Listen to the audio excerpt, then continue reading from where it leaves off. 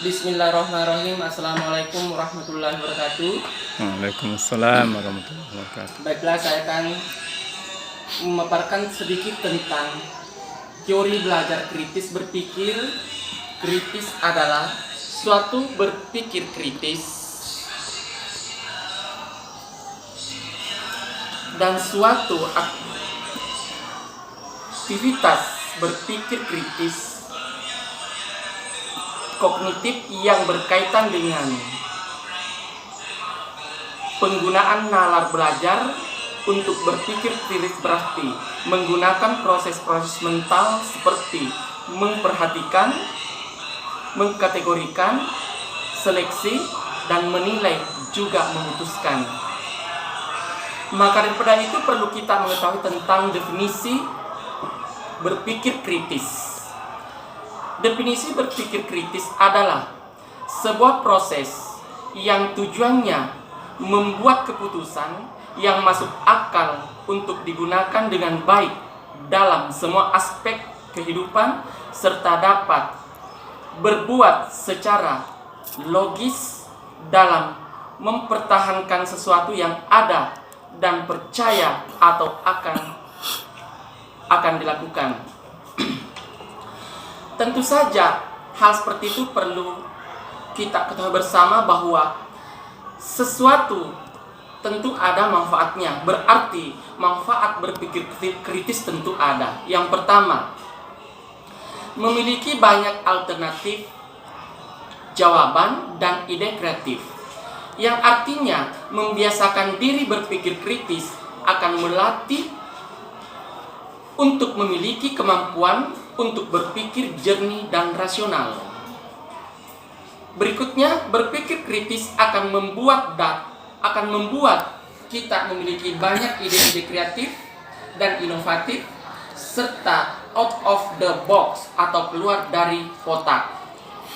Yang kedua, metode tersebut adalah untuk dapat memudahkan memahami sudut pandang orang lain, yang artinya berpikir kritis membuat pikiran dan otak kita lebih fleksibel atau cepat menyesuaikan diri dan tidak kaku dalam berpikir atas pendapat atau ide-ide dari orang lain.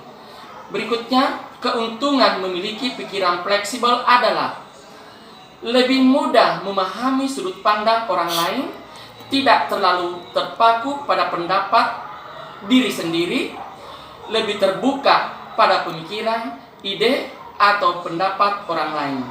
Metode yang ketiga, menjadi rekan kerja yang baik, yang artinya lebih banyak manfaat-manfaat lain yang bisa kita peroleh karena berpikir kritis, dan manfaat-manfaat itu pada umumnya saling berkaitan. Misalkan saja Anda lebih mudah terbuka, menerima, serta tidak kaku dalam menerima pendapat orang lain, tentu saja akan lebih dihormati oleh rekan kerja. Jika hubungan kerja baik, maka lingkungan kerja juga akan lebih baik dan lebih kondusif serta produktif dalam bekerja. Yang keempat, metode yang keempat lebih mandiri. Yang kelima, saling memahami peluang baru. Yang keenam, meminimalkan salah persepsi. Yang ketujuh, tidak mudah ditipu. Kemudian berikutnya, proses berpikir kritis memiliki banyak hal. Yang pertama, kenali masalah. Yang kedua, tentukan prioritas. Yang ketiga, kumpulkan informasi. Anda orang yang berjiwa kompetitif. 1. Bagimu hidup adalah persaingan. Jadi kamu harus selalu unggul dalam hal apapun. Sudah jelas, jika kamu adalah orang yang berjiwa kompetitif tinggi, kamu pasti akan menganggap hidup ini sebagai lahan persaingan. Bahkan dalam segala aspek kehidupan, kamu akan merasa kecewa pada diri sendiri jika ada orang lain yang mampu mengunggulimu. Tetapi ingat bahwa kita tidak selamanya unggul dalam segala hal. Maka jangan depresi hanya karena kalah dalam salah satu persaingan. Yang kedua, Ketika ditantang oleh orang lain, kamu langsung merasa bersemangat.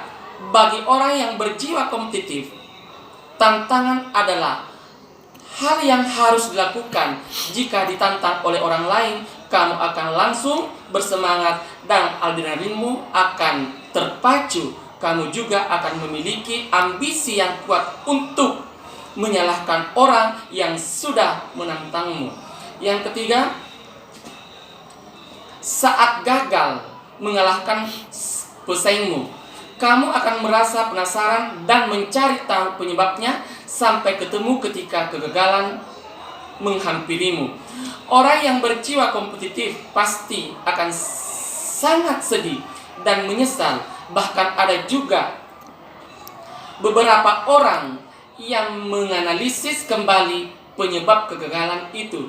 Maka selalu ingin tahu apa yang menyebabkan kamu telah kalah dari pesaingmu. Maka harus Anda mengetahui bahwa jiwa kompetitif itu cukup tinggi.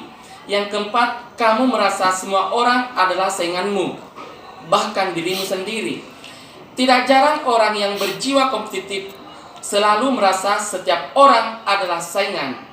Bahkan dirinya sendiri pun bisa menjadi lawan yang ingin dikalahkan. Yang kelima, karena terlalu mengedepankan persaingan, kamu hanya punya sahabat dekat. Sayangnya, orang yang senang bersaing biasanya susah mendapat sahabat dekat. Hanya sedikit orang yang bisa mentolerir setiap pesaing yang kamu miliki. Apalagi jika kamu selalu menganggap segala aspek kehidupan merupakan tempat untuk bersaing.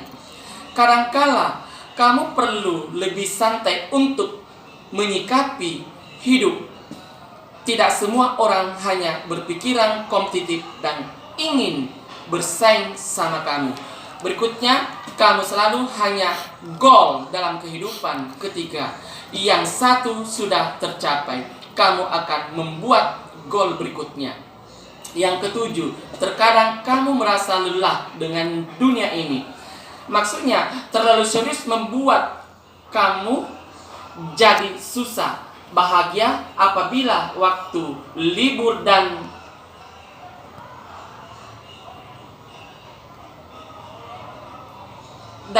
menanti apa yang sudah kamu raih.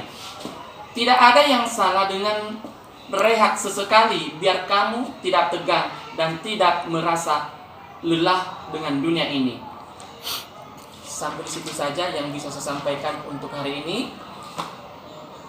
Dengan akhir kata, wabillahi taufiq wal hidayah. Wassalamualaikum warahmatullahi wabarakatuh.